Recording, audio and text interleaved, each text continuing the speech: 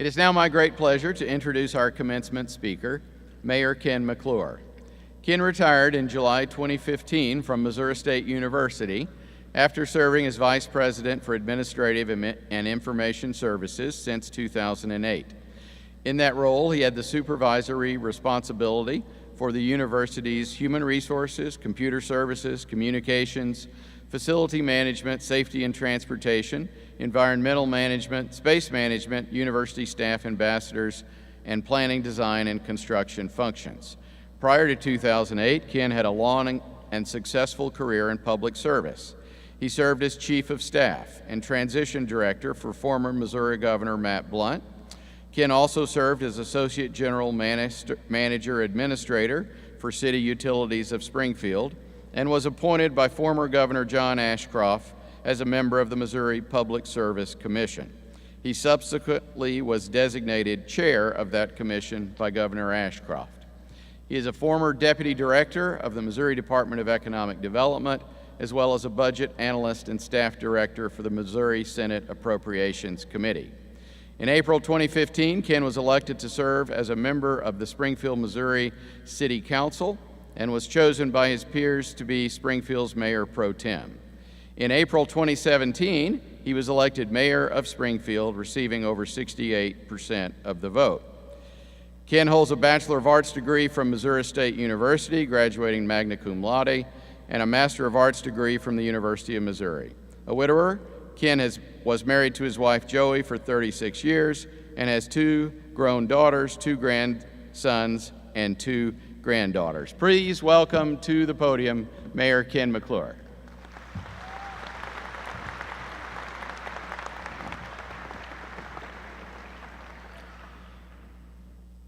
Good morning.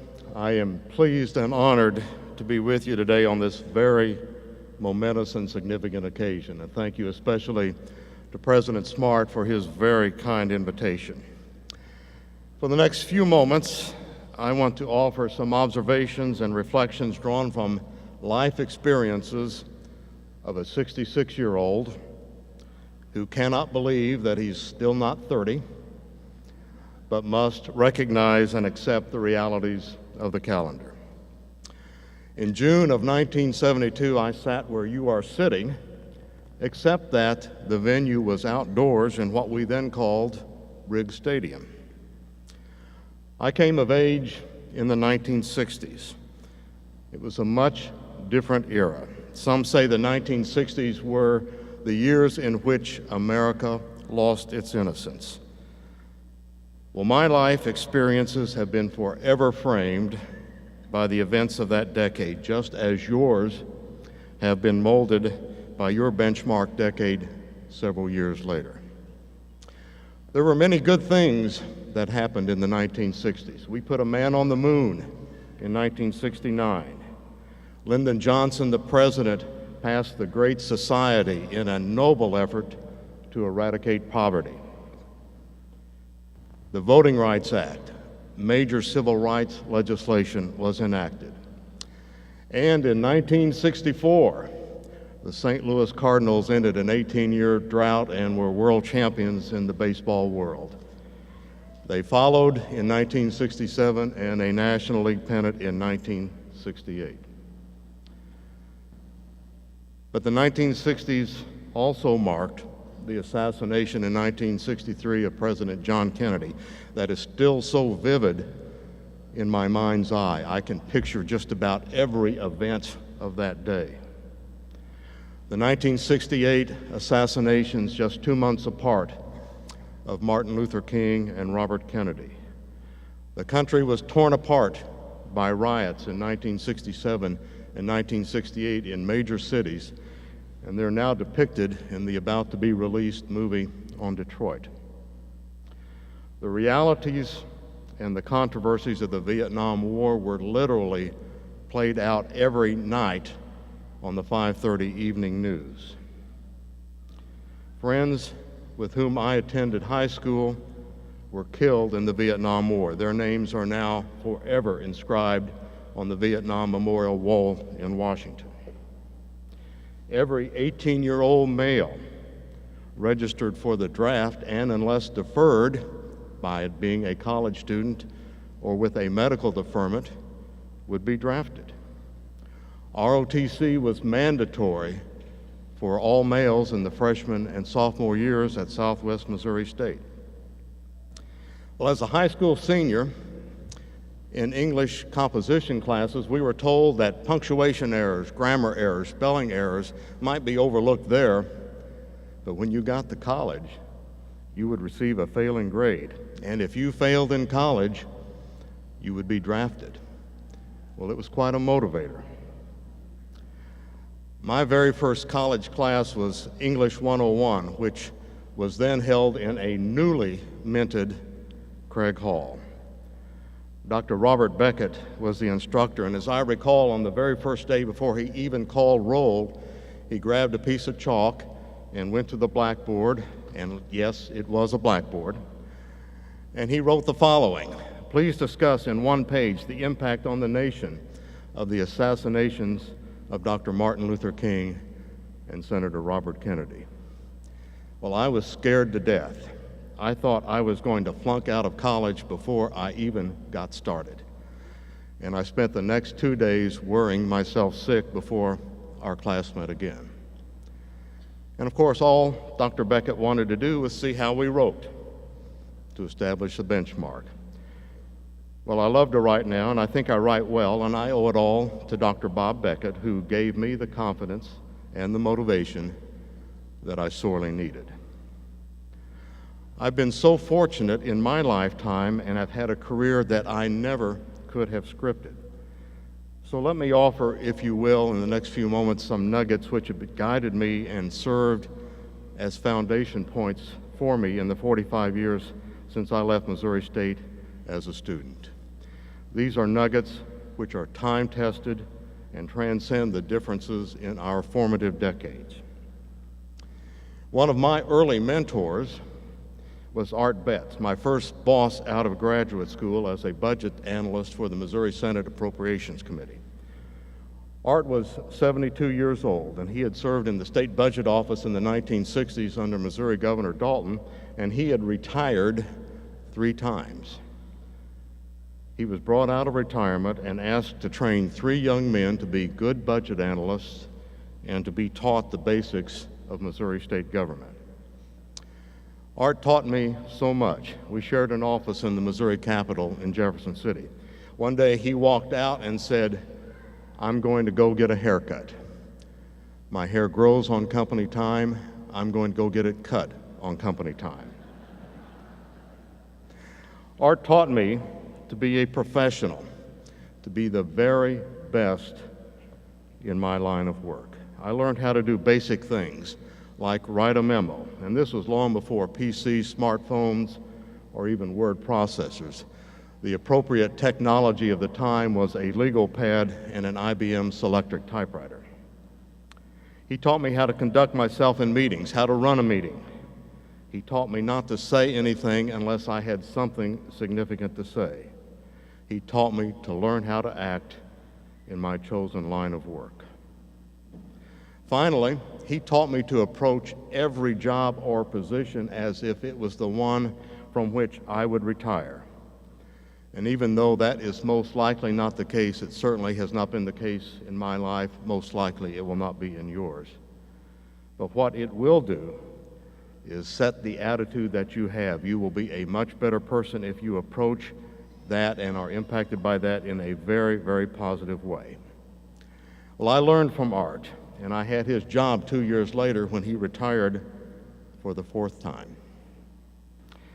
So from my life experiences, let me offer the following thoughts for you to consider. First, seek to establish a North Star, a guiding point. The North Star appears stationary. It serves as a guide for navigators. My North Star, my point of reference, which has been framed over several years, is that I can do whatever it is I need to do regardless of the challenges. Never burn a bridge. Relationships are so important. Solid relationships within your professional career will serve you well for a lifetime. Your opponents today may well be your allies tomorrow. The people you jump over on the career ladder may be the same ones that you run into on the way down. Anything worth doing is worth the sacrifices necessary to be successful. Again, establish your North Star, your point of reference, and be faithful to it. Adopt for yourself the concept of servant leadership. The best leader is the one who serves. A good friend of mine was principal of a high school, and on days when snow would start falling, would go outside and scrape the windshields of faculty members shortly before school was to be let out. While a vice president here at Missouri State, I routinely picked up trash when walking around campus. And one day, Dr. Sarah McAllister, the head of the Department of Kinesiology, approached me and said, "I saw what you did, and no one was even watching." You are a better leader. You are a better person if you constantly strive to serve. Do not hesitate to commit to a life of service. And along those lines, get involved in your community. Our city, and we're no different from any other community, could not function without those who volunteer of their time and their resources. Give back so that others may enjoy the fruits of your talents. The opportunities are so many, all you need do is look. Enjoy life. Do not be anxious and do not stress, and I constantly remind myself of that many times each day. Keeping an even keel will help you deal with the unexpected, those challenges which occur each day. Take the good with the bad. Spend time with your family. Spend time with those closest to you. You will never regret it.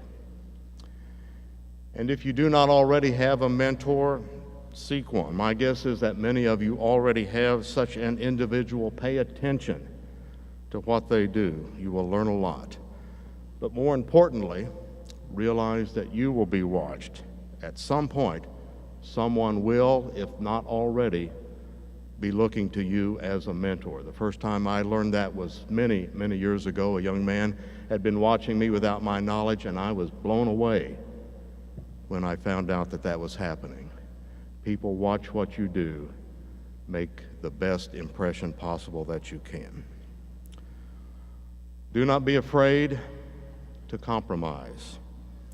Compromise is not a dirty word, although many times we treat it as such. Most times, compromise is how things get done. And I'm not talking about your core beliefs or your values, but I am talking about basic common sense and pragmatism.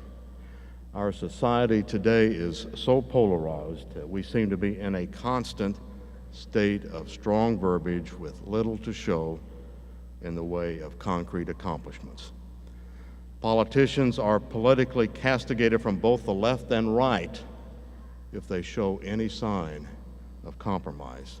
Folks, that is not the way to get things done. We must learn to see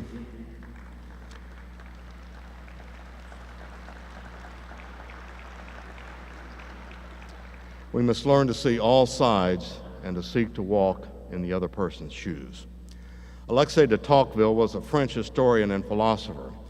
He spent 2 years in the early 1830s traveling throughout the young United States, and he wrote a classic book still referred to by historians and political scientists known as Democracy in America. And in that book, he recounted his observations and his travels.